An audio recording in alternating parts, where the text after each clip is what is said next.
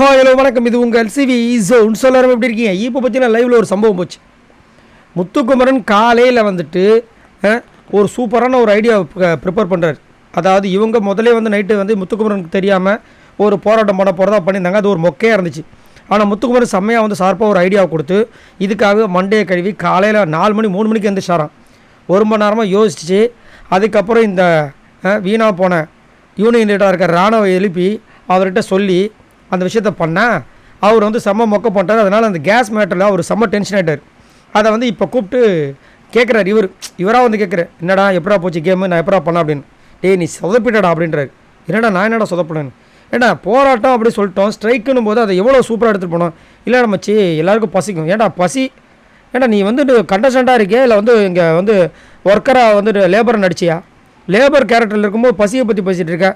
ஸ்ட்ரைக்குன்னா அந்த மாதிரி தானே இருக்கணும். அப்போ தானே ஒரு பயங்கரமான ஒரு இன்ட்ரெஸ்டிங் போகும். நான் உங்களுக்கு காலையிலே சொன்னேனா இல்லையா அப்படின்னா என்னது ஸ்ட்ரைக்கான்னு கேட்குறாரு. ஸ்ட்ரைக்காவா? ஏன்டா அவங்ககிட்ட அவ்வளோ பேர் சொல்லி 7 பேர் கன்வின்ஸ் பண்ணி நம்ம ஆரம்பிச்சு முதல்ல மறந்துட்டியா அப்படின்னா அப்படிலாம் சொல்லவே இல்லைன்ட்டார். ஒரு நிமிஷம் இரு சொல்லிட்டு அங்கே பக்கத்தில் இருக்கிற சத்யாவை கூப்பிட்றேன். சத்யா இங்கே வா, இவன் நம்ம வந்து ஸ்ட்ரைக்குன்னு சொன்னோமா இல்லையா, இவன் தான் சொதப்பிட்டானா அப்படின்னு. இப்போ வந்து ஸ்ட்ரைக்குன்னே தெரியாதுன்றான்டா. அடா பாவின்னு அவரு டென்ஷன் ஆகிறார், ஷாக் ஆகிறாரு. ஆனால் உண்மையிலே இந்த மாதிரி ஒரு ஏதாவது தத்தி மாடு மாதிரி இருக்கார். ரொம்ப கஷ்டமாக இருக்குது. இப்படியா இருக்கிறது இவ்வளோ பேரும் இவ்வளோ, ஏன்னா நல்ல ஒரு ஆப்பர்ச்சுனிட்டி கிடச்சிது. அதை வந்துட்டு என்ன பண்ணிட்டார், இவரோட ஈகோ பிரச்சனையா இல்லை சௌந்தர்யா மேலே இவருக்கு செம்ம காண்டு இருக்கான்னு தெரியல, சௌந்தர்யா பக்கம் திருப்பி விட்டு அது ஒன்றுமேலாம் போச்சு. அதை தான் அவர் சொல்கிறார். இதை வேறு மாதிரி கொண்டு போய் தான் இன்றைக்கி இன்னும் இன்ட்ரெஸ்டிங்காக போயிருக்குன்னு எபிசோடு. ஆனால் நீ என்ன பண்ணிட்ட, வேறு மாதிரி கொண்டு போய் அது வந்து ஒன்றுமில்லாமல் நம்ம எடுத்த அந்த ஸ்ட்ரைக்கே வேஸ்ட்டாக போச்சு. ஏன்டா அப்படி பண்ணுறான்னு சொல்லிட்டு கேட்டால் அவர் ஒன்றுமே புரியாமல் உட்காந்துருக்கார். இதில் மஞ்சரி வேறு திட்டாங்க, ஏன்டா சௌந்தர்யா பற்றி சொன்னால் அதுவும் தெரிலன்றாரு. இன்னதான் தெரியும்.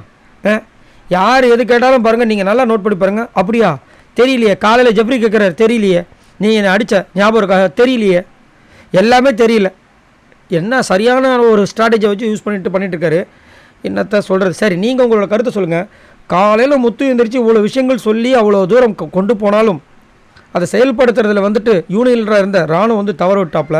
இதை பற்றி என்ன நினைக்கிறீங்க? உண்மையிலே யூனியனில் அந்த ராணுவம் கரெக்டாக பண்ணார்னு நினைக்கிறீங்களா இல்லை முத்துக்குமரன் சொன்னது தவறுன்னு நினைக்கிறீங்க? மறக்காமல் கமெண்ட்ஸ் பண்ணுங்கள். பாய் நண்பர்களே.